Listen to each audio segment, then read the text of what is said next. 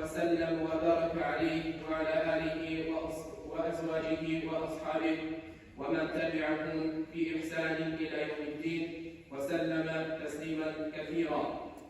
Barcha alemlerde yukarılar kalıp, terbiyeler, nimetler kuruşu, iki dünyanın da kocası olan Rabbimiz Allah Subhanahu Teala'ya her bir vakta oğullarımız olsaydı.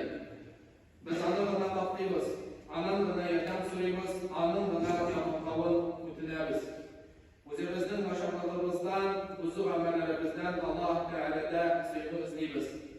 Kimde Allah Teala kuyular kundursa, onu hiçbir kimde adaşlar almaz. Kimde Allah Teala özünün adilleri bile adaşlarsa, onu bir kimde kuyular kundura almaz. Şahitlik bilen Allah Teala'dan başka hiçbir ibadeten Allah Teala'mıza ilahi yok, yalnız Allah'ın dinleşi yok.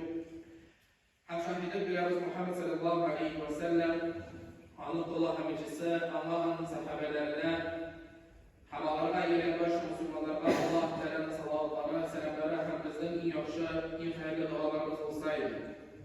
Rabbimiz Allah Subhanahu Teala kıyamet günü kurulunda, hesap günü kurulunda bizge Kur'an-ı Kerim'de böyle haber eder. Allah Teala etti Hac suresinde Eûzu billahi mineşşeytanirracim. Bismillahirrahmanirrahim. Ya eyyuhennâsu ittekû rabbekum. İnne zelzeletis-sâ'ati şey'un azîm. Ey kişilerdi, Rabbinizden korktunuz ki, ana Allah'lı buludan saklanırız. Düzlüklerdi, kıyamet günün zelzelesidir. Kıyamet günün tekrarı olup, zor bir korkunuş iştirdi. يَوْمَ تَرَوْنَهَا تَذْهَلُ كُلُّ مُرْضِعَةٍ عَمَّا أَرْضَعَتْ وَتَضَعُ كُلُّ ذَاتِ حَمْلٍ حَمْلَهَا وَتَرَى النَّاسَ سُكَارَىٰ وَمَا هُمْ بِسُكَارَىٰ وَلَٰكِنَّ عَذَابَ اللّٰهِ شَدِيدٌ. Bu günde ko'rgan har kim o'zicha xotin imzot turgan bolasin unuturdi. Har yukli xotin yig'in vaqtsiz tushirdi. Ham u kunda kishilarni isirib ko'rsin deydi. Allah diye hamma işe isirib tugul, balki Allah Teala'nın azabını korkup, Allah Teala'nın batı azabını korkup, Allah'ın vakıfları giderdik Allah Teala eder. Hem kıyamet günü bir ağır, uzun korkunuş gün. Hem o günde kişiye onun boyluğu da, onun abuylu buluğu, dereceli buluğu yerden bitmez. Hatta ayette edilgençe İbn-i Fatih kız, o günün ağırlığının, adılığının kurgandan sonra, şuşu üz yığın bir nerse düşürüp kaldırıp korkunuştan. Hem o günde kıyaş, adam bağlarında şu katı yakın bulur. Hatta Allah'ın kaybırevleri bize kılan günahları sebeple üz tirinde kaldırdı. Hem hadiste kilgençe o tirdi aysalarının ubukta hatlı kaybırlarının yıldızlarına dikli, kaybırlarının avazlarına dikli, ciddi onlarını bir kaplardı. Lakin şuşu ağır günde, şuşu kıyamet gününde Allah Subhanahu Teala bir neçə türkün kişilerini üz kurekasında, karşın kurekasında kaplar deyip hadiste kilgençe bilgiler. Yani Allah Subhanahu Teala şuşu ağır günde türlü türkünlerini nerse saklar deyip. Hem bu sözlerden nerse anlaşılar. Eğer ki Allah'ın sıfatları, Allah'ın işlegen işleri cimri tuğlu iken niçin adi kişi tüm bular? Niçin Allah Subhanahu Teala Allah'ın başka kişilerden ayırıp, şulaydıp, karşı bölgesinden haklı iken. Hem Peygamber sallallahu aleyhi ve sellem'den rivayet edilen Abu Hurayra etti, işittim ki Peygamber aleyhisselam etti. Bu hadis İmam Bukhari ve Müslim'de getirilen Allah'ın incisi aleyhisselam etti. Seb'atun yuzilluhumullahu fi zillihi yevme la zille illa zilluh. Bir mingi kulegalar bulmagan günü, yani kıyamet günü, Allah Teala 7 türlü kişini karış kulegasında, kaplar karış kulegasına alırdı. İşte bu hadiste 7 türlü kişiler, bu sıfatlı başka hadislerde, başka sıfatlardan gelen türler var. Yani 7 türlü bilen bu şeyin. Hamile Peygamber Aleyhisselam'ın birincisi de İmamun Adil. Adilli bulunan imam, adilli bulunan bir daha etmiştir. Adil imam degende yani şundi imam, şundi idarəçi, o'z qo'l ostidagi bo'lgan kishilar bilan Allah orasida adillik hukm etadi. U Allah uchun qayg'urib turadi. Allahning dunyo ham oxirat foydasi uchun tirishadi. Payg'ambar alayhisalom hadisda birinchi bo'lib imomni zikr etgani uchun, chunki kishilar bilan idora etib, kishilar orasida adillik etib idora etib, u bir og'ir, bir qo'rqinchli ish. Hamshokada Payg'ambar sallallohu alayhi vasallam imomni birinchi etib zikr etdi. Hamshok nima uchun? Chunki imomning kishilarga jamiyatga qarata bo'lgan foydasi bir zo'r. Agar idorachi taqvoli to'g'ri bo'lsa, xalqda kishilarda shunga umtilib, ham kirishcha agar idora etuvchi nashar bo'lsa, nashar xalqi bo'lsa, buzuq bo'lsa, xalqda shu yoqqa qarab qaradi. Allah Taala adillik turida Davud alayhissalomga bunday deb aytdi: Ya Davud, inna ja'alnaka khalifatan fil ardi fahkum baynan nas bil haqq. Ey Davud alayhissalom payg'ambar, biz seni yer ustida xalifa qildik, ya'ni xo'ja qildik deydi. Kishilar orasida haqlik bilan adillik bilan hukm etdik. Va la tattabi'il hawa fayudillaka an sabilillah. Nafs havoga iyamadi. Agar iyarsang, bu nafs seni Alloh yo'lidan adashtirar deydi. Innal ladina yudilluna an sabilillahi lahum azabun shadidun bima nasu yawm al-hisab. Durustdagi Allah yo'lidan adashganlarga qiyomat kunida qattiq azob bo'lacak. Hisobni qiyomat kunida unutib, farz ishli amallarni qoldirib, harom ishlari uchun Allohga qattiq azob bo'lur deb Alloh aytdi. Ham Payg'ambar alayhissalomdan shulay boshqa hadisda rivoyat etilgan. Allohning Rasul alayhissalom aytdi: agar biror kishiga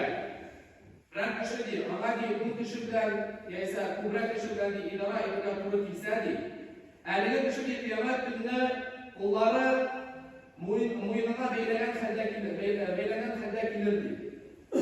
Ham Payg'ambar alayhissalom aytdi: bu kishining adilligi, agar kishi adilli bo'lsa, uni qo'llarini ozod etirdi. Lakin agar kishi adilsiz bo'lsa, shushidi kishiga huquqda qoladi Payg'ambar alayhissalom aytdi. Hamda adillik bilan kishilarni maqtab Allohning Rasul sallallohu alayhi vasallam aytdi. Alloh Taoladan bu xabarni aytdilar: "Innal muqsidina indallahi ala manabir min nur an yaminir rahman azza wa jalla." Adillik bilan hukm etuvchilarni Robbilari qarshida ularga nurdan yasalgan minbarlar bo'lur deb Payg'ambar alayhissalom aytdi. Ular buni qaramiz, Robbim qarshida minbardan bo'lgan nurlardan kishilar o'tirurlar deb. Ham adil imom deganda bo'lsin u davlat raisi, bo'lsin u davlat yetakchisi, bo'lsin bila предприятиеda bila direktormi, idora etuvchimi, butun kishilar narsa adil bo'lib o'tish. Hatto kishi o'z oilasida, o'z bolalari bilan, o'z xotinlari bilan adil bo'lishga tegish ham bu hadisga bu kishilarga. Ham bizga qarshi biz ko'rib turamiz. Birida xabarlar o'qiysan, bunda xabarlar o'qiysan. Birisi urladi, birisi adalsizlik ishladi, bunisi adalsizlik ishladi. Lakin buning sababi biz o'zimiz. Niye uchun? Chunki bu idora etuvchilar, boshliqlar Alloh bilan tushgan kishilar tugul. Balki bizning bolalarimiz, bizning urug'larimiz. Hamma sababli bu ko'rinishni biz ko'ramiz, chunki o'zimiz tarbiyani qoldirdik. Durustida din yaratgancha aytilgan yo'lni qoldirdik. O'zimizning ustimizdagi bo'lgan yukni boshqa kishilarga topshirdik. Bo'lsin u televizor, bo'lsin u video, bo'lsin u seriallar. Bizim bolalarimiz shuni qarayib, anda adilsiz zalim kishini noto'g'ri ko'rsatadilar. Balki ham bizim bolalarimiz shuni qarab, shunga umtilalar. Ham zo'rishga bundan jiddiy shunday kishilarga aylanadi. Lekin fikrimcha agar biz bolalarimizga durust tarbiya bersak, telefon, televizor ko'rsatgancha, masalan, Alloh taolaning kitobini o'qisa, Yusuf alayhissalomning qissasini o'qisa, Yusuf alayhissalom adillar bo'ldi.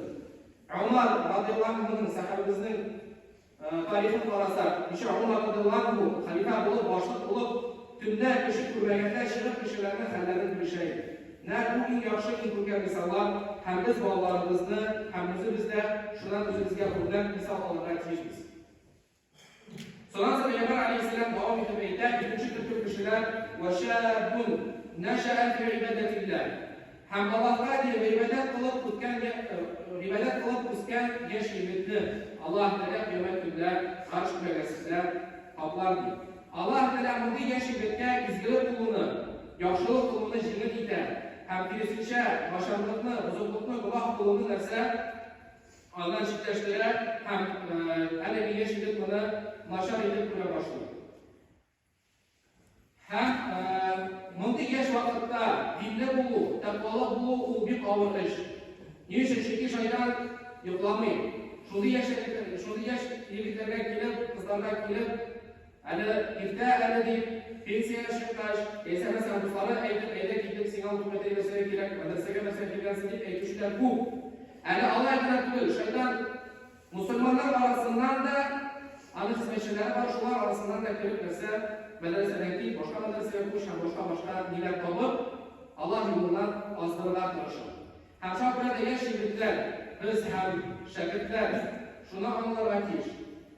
Yashlik vaqtda qilingan amal Alloh qarshisida zo'r darajada bo'ladi. Hamma kishi Alloh qarshisida zo'r darajaga ega bo'ladi. Chunki haqiqatda shayton boshqa bilan keladi. O'zi bilan sababdan o'zi bo'ldi, boshqa qilmaydi, deb turib o'zlar topib, shulay ketdi. Ham shu bilan Hazrat aytgancha, yash vaqtda mumkinchilik bor ekan, o'sha madrasalarimiz bilan, masjidlarimiz bilan qo'llanib qoldirgan kerak.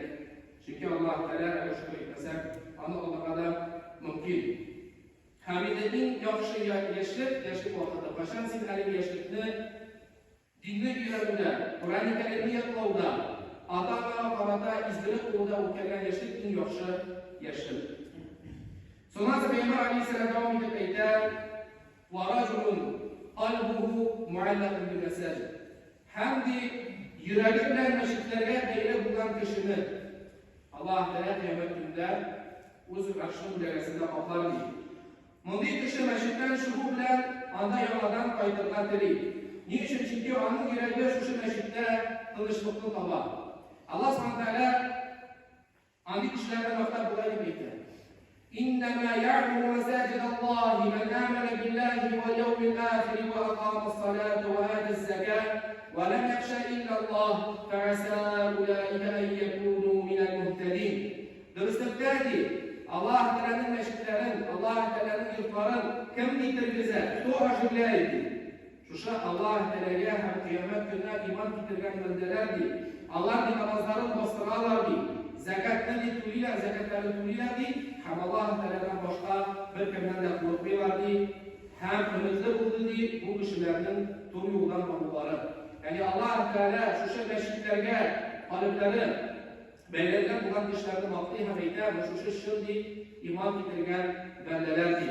Hem şu an burada şartlarına gerek, eğer biz şuşa cuma günlerinde meşritte bu biz hem meşritte yürüyen olsa, kalıplarımız meşritte meydandan olsa bu vakitte elhamdülillah şartlarına gerek. Hem ikinci ayette Allah Teala رجال لا تلهيهم تجارة ولا بيع عن ذكر الله وإقام الصلاة وإيتاء الزكاة يخافون يوما تتقلب فيه القلوب والأبصار. Bu meşritlerdeki izler ve çekilmeyecek bu şimdi.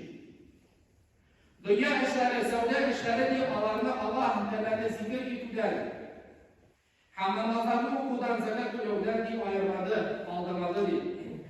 Allah diye, umurlar hem popüler detaylar kıyamet günden korkarlar diye. Hem Allah Teala devam etmekte, لِيَجْزِيَهُمُ اللّٰهُ أَحْسَنَ مَا عَمِلُوا وَيَزِيدَهُم مِّن فَضْلِهِ وَاللّٰهُ يَرْزُقُ مَن يَشَاءُ بِغَيْرِ حِسَابٍ. Allah Teala şu kişilerge, şu şekillerge, Allah kılan amelleri şimdi ecir sevabı verirdi. Allah emrettiği ve yeziduhum min fadlih. Hem bu faziletinden, bu rahmetinden daha da üstlendirirdi. Hem devam edip eder ve yerzuku men yeşâv bi gayri hisab. Hem Allah Teala özü dilegen kişinin, özü dilegen bendesin diye rızıklandırır, rızık verirdi. Hem Allah Teala'nın da şunday kişilerden mesela irler bir atadı. Hem Amr ibn Dinar isimli tabi'i, bu tabi'iler vaktinde söyledi. Bir vakit Salim ibn Abdullah bilen Medine şehrinde Medine şehrinde varganda, meşke varganda bazar aşağı uğuttu. Hem bazar aşağı uğutkende kamet eğitildi. Kamet eğitilgeç, bütün kişiler diye bu savarların, şu sadat olan yapıların kaplap diye, bütün seni meşke diye aşıktılar diye. Hem sen bunu bu yerdansın, bu tavarlar aşağı kaldırılanlar bu yerdansın, meşke aşıklanlar bu yerdansın eğitir. Buna ayetlik kadar hem eğitildi. Ve bu ayeti naşuşu izler kurulları eğitildi. Hem şu an burada yaşaydan Allah'a mümkün. Namazda bulsan, meşrikten bulsan, yaşını kılmışlar, rızıklı payını tapırsın deyip alıyor. Lakin ayette kurulgençe Allah-u Teala bizi dileyen işini mesela rızıklandırır deyip. Hem şu an burada bizim için misal, sahabeler, Peygamber Aleyhisselam sahabeleri, Abu Bakr radıyallahu anh, Osman radıyallahu anh, Allah'ın durmuşunu korasak, hukma akşar, hukma malını sarf ettiler, meşrikler için, din için, hem birisi de mesela açlıktan bilmeli kilisince, tarihte vay sahabeler bulup yazıldılar. Hem şu an burada, eğer bizden yüreklerimiz meşrikke böyle bulsa, biz meşrikler için paylarımız. Peki, aşırıya için yazılacak, bir şey приходят намаз почитали, гуру, так скажем, использовали, ушли. Нет, ожидают печати, они за них переживают, пайварала. Хазратан говорит, союза, чем помочь?